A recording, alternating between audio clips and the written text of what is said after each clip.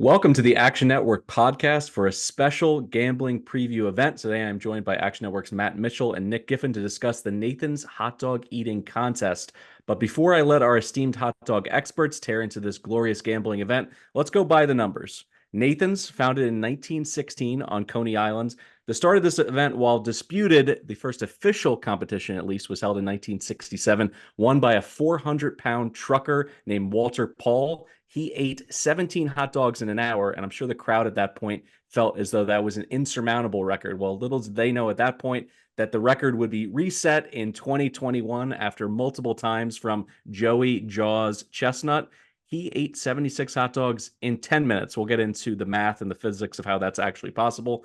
Now, on the female side of things, Miki Sudo has the female mustard belt, which is a phenomenal title for any traveling trophy. She's won 9 of the last 10 in the female ranks. She also owns the overall record for hot dogs by a lady in a 10-minute period with 48 and a half. And finally, the live record audience on ESPN was set in 2011. 1.95 million viewers tuned in to see what was on tap on Coney Island. And just for reference, to get a feel for 1.9 million viewers, the Texas Rangers won the World Series. They opened the season against the Chicago Cubs on ESPN. They fell 100,000 viewers short of that number. So, needless to say, people love the 4th of July. People love watching people cram hot dogs into their mouth, and they also love betting on it. So, luckily for our audience members, we have 2 experts in this field, Matt Mitchell and Nick Giffen. I'm going to give Matt his flowers real quick here. He is a graduate of Hot Dog High, yes, a real place. He served as the Oscar Mayer Wienermobile driver for 1 year. He's also an exotic gambling specialist, having orchestrated elaborate rock, paper, scissors tournaments at children's events all over the greater Milwaukee area, as well as creating an all-female arm wrestling competition with Fortune 500 clients in Las Vegas just 10 years ago. He also knows his way around the dining room table, having once downed 11 KFC snackers in 15 minutes in 2007. And not to be outdone, Nick, our in-house doctor, holds a PhD in mathematics, has qualified for the Nathan's Hot Dog Eating Contest on multiple occasions, and serves as Action Network's sports betting prop specialist, fresh off a scorching hot run during March Madness. So I'm very lucky to welcome them both in. Matt, let's get started with you. What does this event mean to you, both patriotically and as a gambler? Thank you very much for the kind intro, Michael. I love this event. I am, as you mentioned, a former driver of the Wienermobile, marketing vehicle, so to speak, for a superior hot dog brand, Oscar Mayer over Nathan's, always. And I am a enthusiast for all things hot dog. I think the cultural impact of the hot dog and the brave men and women who eat it for fame and fortune cannot be overstated. And my 4 passions in this world are America, hot dogs, gambling, and the 4th of July. Having all of those things together in one place to be able to celebrate with all of you here today just means the world. You don't hear my voice very often in our network of podcasts. No one needs to hear from me, but this is one event I couldn't let slip by the wayside this year. So I am delighted that we're covering it with the heft we cover any betting spectacle. Before we kick it to Dr. Nick, 2 quick questions for you. How excited are you for what's really the most open field since Joey Chestnut strapped on that first mustard belt? Because he has been dominating this sport in a way we've only seen really in horse racing, a master horse like Secretariat coming to mind. So how excited are you for an open field? And number 2, how do you take your hot dog? I'll answer the second question first. Just mustard for me. Maybe a little relish if I'm feeling frisky. Quantity over careful quality, as far as I'm concerned. I'll take a dog any way I can get it.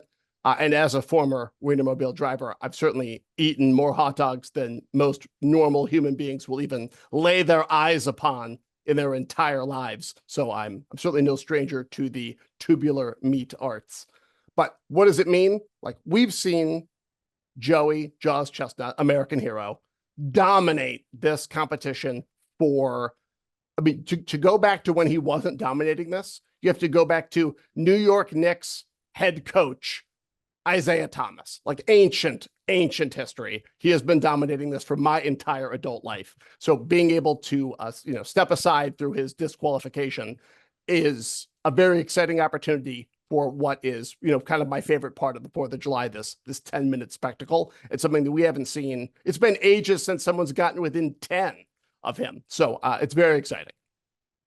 Dr. Nick, 2 questions for you to get you started. First, if you're trying to impress anybody at a cocktail party with your greatest food stunt, what would that be? And I'm very interested to know, what does it take to qualify for this event? Yeah, well, I'll start with that second question first. I have not qualified for the event. I have attempted to qualify for the Okay, event. interesting. I came up a little short in my qualification attempt, but my personal best is 18 and a half hot dogs. To put that into context, we had somebody qualify for this year's event with 22, so very close to having the potential to qualify back in the late 2000s, early 2010s decades there. So it's certainly past my prime now at age 40. And if I were to impress people with a food eating feat, I love eggs. So hard-boiled eggs I can down like nobody's business. I also love soft-boiled eggs. I am half Ukrainian, and as a Ukrainian staple, so eggs in any way, I will be able to eat, I'll eat anybody, I think, in the egg department. All right, now for our main event, people are tuning in to find out what you guys are going to be betting. There's all kinds of different ways to attack this. You have outright winners, you have over-unders for individual eaters, as well as, bundles of particular competitors. So let's get into who has a chance to strap on the mustard belt this year. We're going to start at the top of the card, basically even money out in the market. I'm going to stress this is one of those exotic markets where it really pays to shop around. You can see significant differences between books. So make sure after you identify who you'd like to lay your money down on, get the best number. Jeffrey Esper at even money, a 49-year-old Massachusetts high school teacher. He finished second last year with 49 hot dogs. It makes sense that he's the favorite headed into this event. His food stunt claim to fame is that he ate 21 pounds of strawberry shortcake in 8 minutes. Woof. All right. So best of luck to Jeffrey. Right behind him in the odds market, James Webb at plus 140. The Australian legend is just 35 years old, already holds one world record for eating donuts, having eaten 70 glazed donuts in 8 minutes just last month. So he can certainly up it in terms of quantity when he needs to. Then you got Nick Weary at 3-1. He's actually married to Miki Sudo, who I mentioned at the top, the female all-time record holder. She is the final boss of hot dogs on the ladies' side. He is a former competitive bodybuilder. He's up to number 4 in the competitive eater world rankings. So he's not somebody to sleep on in this event. Patrick Bertoletti, anywhere between 7 to 10 to 1. As I said, go ahead and shop around for the best number. The 39-year-old from Chicago once ate 39 dozen, not 39 individually, 39 dozen oysters in 8 minutes in New Orleans in 2011. Before I finish this list, Matt, I know that you've done some oyster competitions yourself. What is your reaction to 39 dozen in 8 minutes? Yeah, that's just a lot of shell to deal with, but you really have to create a conveyor belt system. But there's nothing to them. I've done a few dozen on multiple occasions. I think I just did 10. I can't even remember. It was so unmemorable. I ate lunch directly afterwards. So I applaud him. The 39 dozen of anything is a feat of logistics, if nothing else. All right, rounding out the favorites or the potential to go ahead and win this mustard belt, Bertley Weaver at 9-1, a former Tennessee Titan mascot, at least in the crowd. Kind of, the New York Jets had their firemen in the stands. Hyperion was Bertley Weaver. He put, the full Thor costume on. He was shredded. He's 275 pounds, a former competitive bodybuilder. He's intimidating. You know who's not intimidating? Right behind him, Darren Breeden at 22-1. He's only 165 pounds, but here's the thing. Hailing from Norfolk, Virginia, he already holds one world record. In 2018, in the cheese curd eating discipline, he ate 5 pounds and 2 ounces of Wisconsin cheese curds in just 6 minutes. So that rounds out the top of the card, at least in terms of the sportsbook's view on this. So I'm going to get it to the experts here. I'll start with you, Dr. Nick. How are you attacking this? And more importantly, how do you go about the strategy and, getting some data, watching film, looking at other events to potentially have a correlation between, do donuts make any difference when it comes to hot dogs? How do you go about attacking a card like this? Yeah, well, I think first of all, obviously you need to look at each competitor's history. What is their personal best? What is their personal best specifically in this discipline of hot dogs and buns? Because that is what we're focusing on here. You can look at other world records, but let's be honest, setting a world record in some other category, maybe it's oysters or maybe it's hard-boiled eggs, doesn't necessarily correlate to eating hot dogs simply because not as many people are performing these side competitions, these side foods, if you will. So it becomes a little bit hairy in terms of being able to use alternate foods. So looking at personal best, looking at qualifiers, and for me, looking at the conditions. What is the weather? What is the humidity? All sorts of things can affect each competitor. Obviously, Joey Chestnut in years past has had injuries that he has dealt with, and that has reduced his total. Are there going to be protesters that anybody needs to,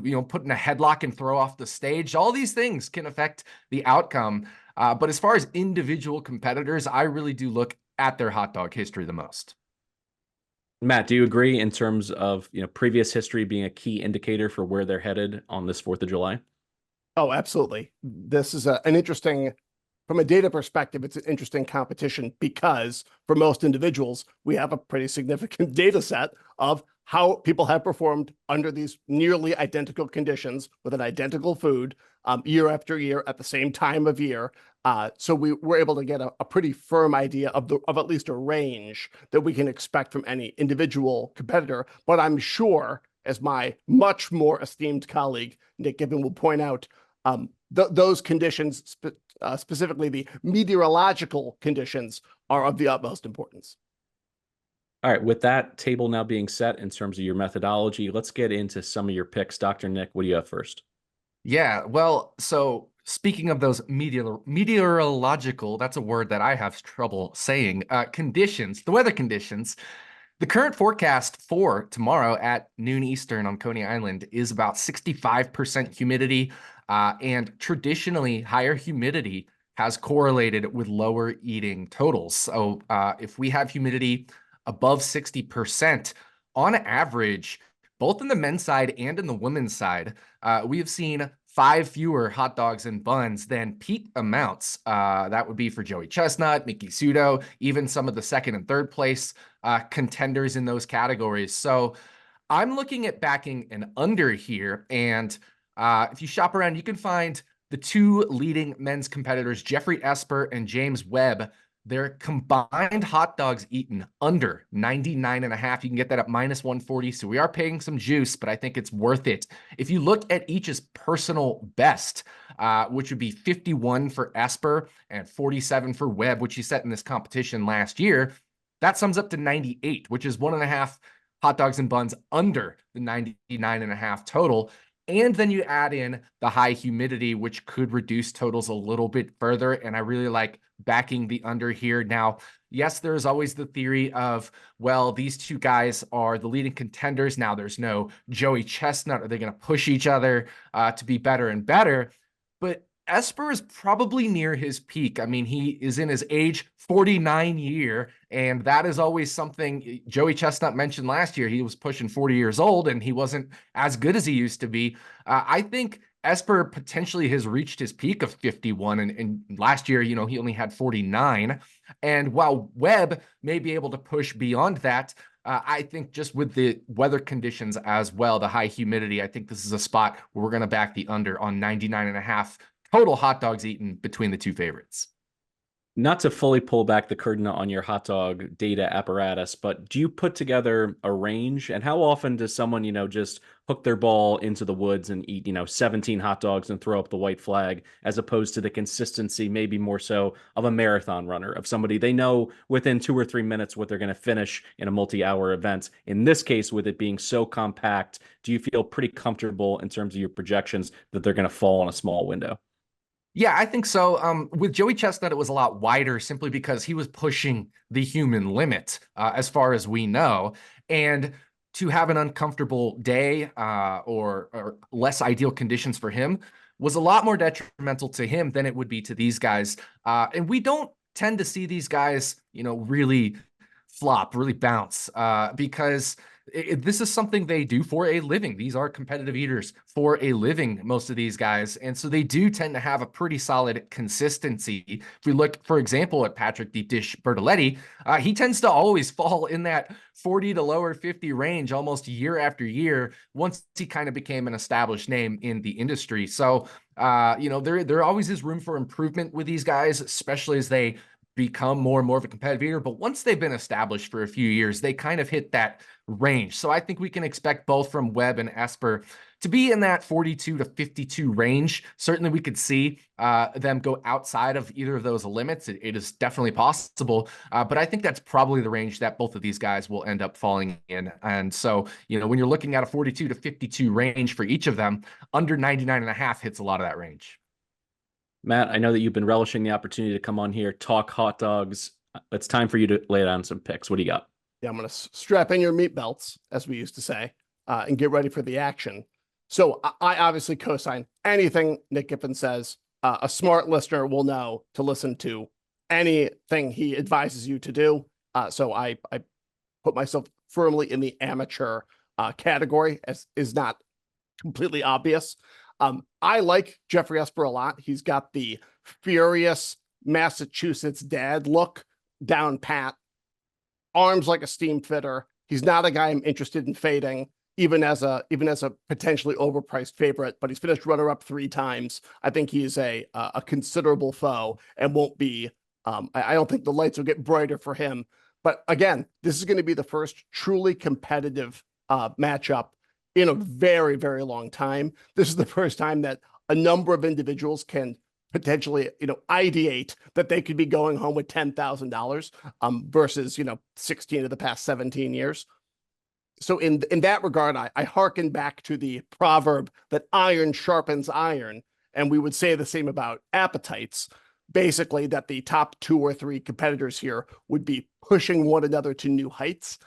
But I take all of Nick's advice here to heart. And so that's why I look at James Webb. So he's Australian. He's 14 years younger than Esper. He is the undisputed hot dog champion of the Southern Hemisphere. And between 22 and 23, 2022, 2023, he saw his hot dog intake go up by 6.5 dogs to 47.5. That's a considerable jump. This is only his 3rd time doing this specific contest. And as Nick outlined, every one of these foods is a whole different sport. There's a whole different set of strategies and approaches.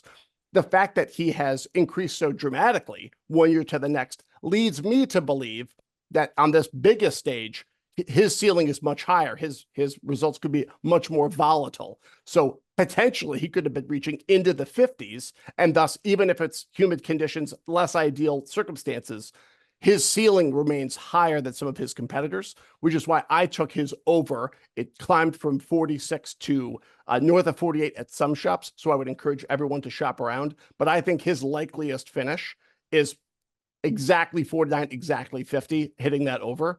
I like that a lot. I think he as a person that, still in his mid 30s, I think the conditions will impact him to a smaller degree. And again, all of that's completely speculative. And I don't disagree about the combined top 2 finishers market at all. I think that's a really sharp way to play the conditions. But I like Webb's, the unknowables about Webb and his higher ceiling.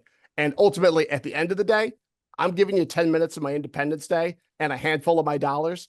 I want to bet on overs. I don't want to bet on a guy losing steam at the end. That's not what our founding fathers would have wanted. That's not what this great nation was built upon. So I am going to find some way to bet an over in this contest.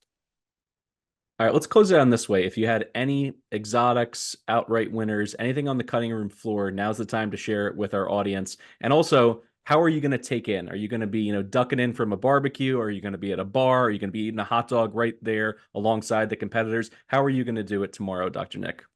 Yeah, well, it'll be 9 a.m. my time for me. So I will be probably only an hour awake. I like to get my sleep, but I'll probably fire up a hot dog. I have some Nathan's hot dogs on order today that I will be going and getting later. So yeah, a morning hot dog, absolutely. But I do have one more bet, and I am going to go with Patrick Deep Dish Bertoletti at 13-1 to win this contest. Now, the reason I really like him is, well, he has the highest PB, personal best, of all of these eaters. He has eaten 55 hot dogs and buns. Yes, that was back in 2009, the year I attempted to qualify. So it has been a long time. But just last month, he ate 48.25 hot dogs and buns, besting the 3rd favorite, Nick Wary, by 1/4 of a hot dog, where he ate 48 in that Cleveland qualifier. And Patrick Deep Dish Bertoletti is motivated. He's fired back up. He took nearly a decade break between Nathan's hot dog contests from 2012 to 2022, and he seems ready to go. So I think the fact that he has had now a couple years to build himself back up and get into that intense shape, there is plenty of upside here. If the conditions keep things down, it's kind of like we see in college basketball, maybe with lower pace teams, lower totals. Same thing with NFL. Road dogs in low total games tend to cover the spread more. When things are lower, that gives the underdog more of a chance to win. And if the conditions are such that maybe one or two of these guys, these favorites, end up struggling, Patrick Deep Dish Bertoletti has the most experience of all of these guys with dealing with conditions similar to this, and has the highest upside in terms of a past personal best. So I'm going to take a 13-1 flyer on Patrick Deep Dish Bertoletti. I love the picture that you painted there, this narrative of almost like a boxer losing his way, wandering the streets of Chicago, maybe has a hot dog and thinks to himself, I got one more run in me. So I like that, particularly at that price, as we've stressed time and time again. You don't want to get him at 6-1, where he is at some places in this market. 13-1, you certainly have my full attention. Matt, any final picks, and what is your schedule? It'll be what, 10 a.m., is that correct, or 11 a.m. in Wisconsin for the tip-off of this hot dog eating competition? Yes, I believe the men's competition will begin at 11:30 local time here in Milwaukee, the Paris of the Midwest. My only final parts here would be an important reminder for those uninitiated. There can be quarter and half dog finishes. In fact, they happen all the time. So the hook, if you will, is less important because you can finish, for example, directly on a 47.5 as a finish. So just be advised there. And the last is a reminder, and this has come into play in prior years, if a contestant suffers what they call a reversal of fortune, in other words, a vomit, at any time, they are disqualified, including at the very end of the competition. So it is important that they eat the dogs and keep them down like any good 4th of July barbecue attendee.